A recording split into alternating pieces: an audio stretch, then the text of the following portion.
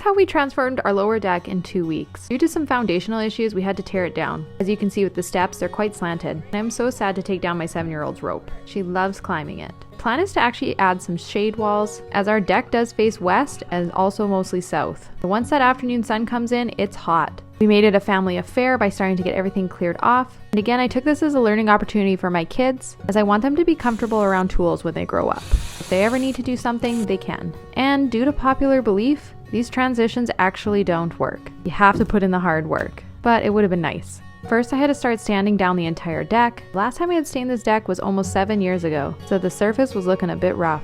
After that was done, my husband and I started to take down the rest of the pergola. Plan to reuse all the wood, as it's still in pretty good shape. It's just a little bit twisted. Our backyard has flooded a few times, which is what caused the deck to sink a bit. So we are now putting in these screw piles to help prevent it from doing it again. Also decided to go ahead and replace the 6x6s, because the old ones had just twisted and warped so much. Previously, I did say my husband doesn't like to be filmed, but he gave me permission on this because I just physically couldn't carry that 6x6.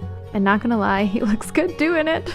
However, I was small enough that I ended up getting the dirty job and having to crawl underneath the deck to get the remainder posts in. Now, this project wasn't all sunshine and rainbows. There were so many storms, but we worked through them, got the job done. You can definitely say that after this one, we were soaked and we had to take a break and wait for the rain to clear. And the wind. It was time to start rebuilding the top of the pergola. The pieces on top used to be flat, but I wanted to add a little character with the slanted edge. Got a lot of questions about that extra post, but it's ultimately for the shade wall. Once the weather started to cooperate, this actually went pretty quickly. I marked out where all the new beams were going to go, and when I say new, I mean reuse the old ones. Again, this went pretty quickly once we had a system in place. Also, our kids were away, so this was much easier. Oh yeah, our dog's okay. He just had the good old snip snip.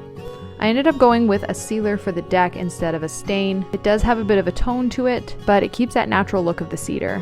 Now it was time for the walls. Unlike my privacy wall on the top deck, I decided to stain these before I put them up because it was so difficult just to get the stain in between the cracks. So excited about how this is looking, I even did a little jig, which I can't dance very well. And that's why I do DIY. I love the contrast that this black is adding to the deck.